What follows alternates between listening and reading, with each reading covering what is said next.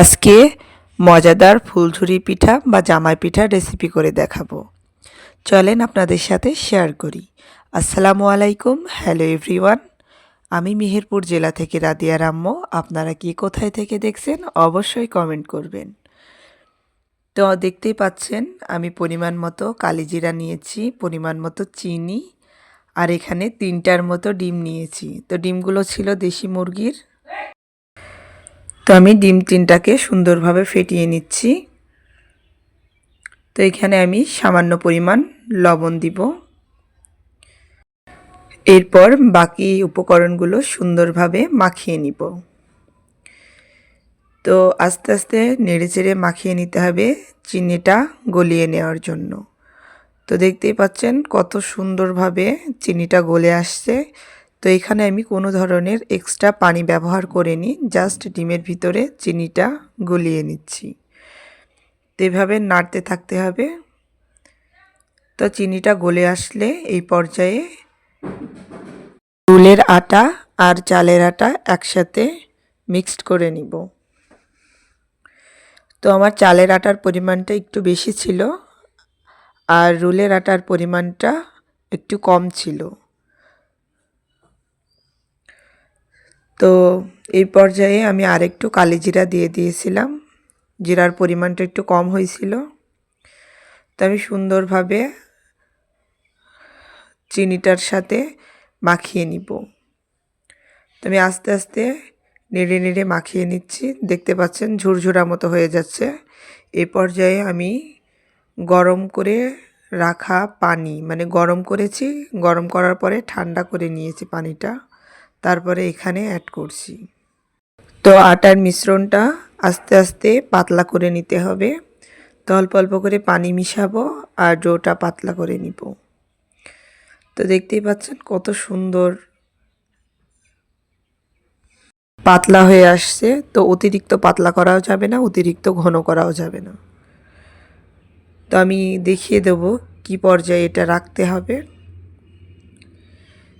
তো এটা সুন্দরভাবে নেড়ে চেড়ে স্মুথ করতে হবে। যত সুন্দর স্মুথ হবে পিঠাটা তত সুন্দর ফুলবে বা আসবে।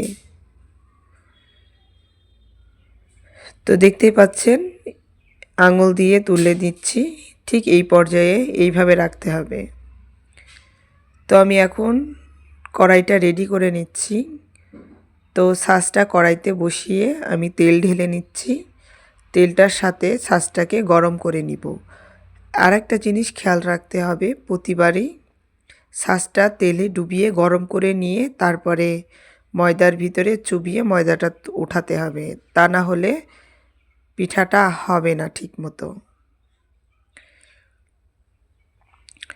তো আমার গরম ছাঁচ আমি প্রথমে ময়দাতে দিয়ে দিচ্ছি, তারপরে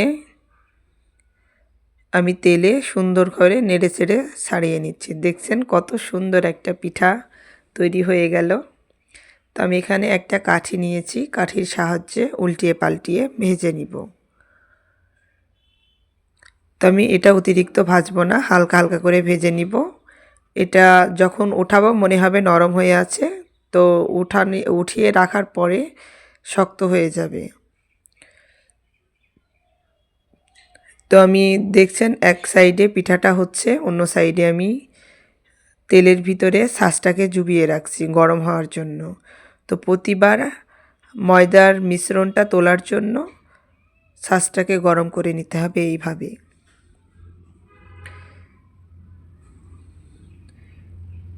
তো আমার পিঠাটা দেখছেন কত সুন্দর একটা কালার চলে আসলো। তো এই পর্যায়ে আমি পিঠাটাকে আবার নেড়ে চেড়ে দিব।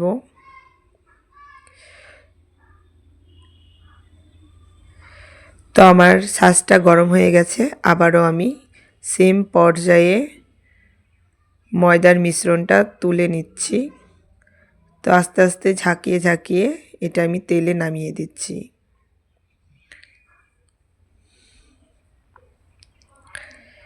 তো এই পিঠাটা খেতে অনেক সুস্বাদু, আপনারা একবার হলেও ট্রাই করবেন। আর এটা বানাতে অনেক সহজ, কোনো ঝুট ঝামেলা ছাড়াই। তো দেখতে পাচ্ছেন কত সুন্দর পিঠাগুলা তৈরি হচ্ছে আর অনেক মুচমুচে ক্রিস্পিও হয়েছে। তো আপনাদের একটা ভেঙে দেখাচ্ছি কত সুন্দর ক্রিস্পি হয়েছে।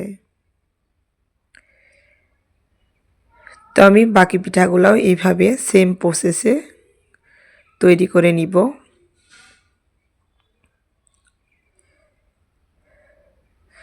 তো এই পিঠাগুলো খেতে বেশ আমার ভালোই লাগে। আমার বলে কথা না, আমার রাদিয়া মারও অনেক ভালো লাগে, তার জন্যই বানানো। তো আপনারা একবার হলেও এই পিঠাটা বাসায় ট্রাই করে দেখবেন। খুব সুস্বাদু একটি পিঠা। মেহমান আপ্যায়ন থেকে শুরু করে জামাই আপ্যায়ন, এই পিঠাটা খুবই সুস্বাদু একটি পিঠা। তো আমি সেম প্রসেসে বাকি পিঠাগুলোও করে নিচ্ছি। তো আপনারা কালারটা যে যেরকম চান সে সেরকম তেলে ভেজে নেবেন। তো আমি এখানে অতিরিক্ত গাঢ় করছি না, আমি হালকা করে এপিট ওপিট করে ভেজে নিচ্ছি। হালকা একটু ব্রাউন কালার আসলে আমি নামিয়ে নিচ্ছি।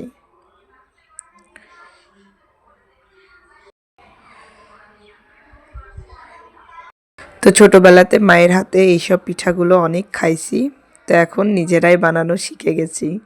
তো আলহামদুলিল্লাহ আমার পিঠাগুলো অনেক সুন্দর আসছে।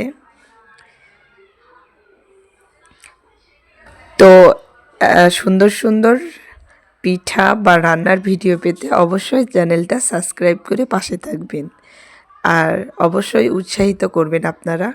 আল্লাহ হাফেজ।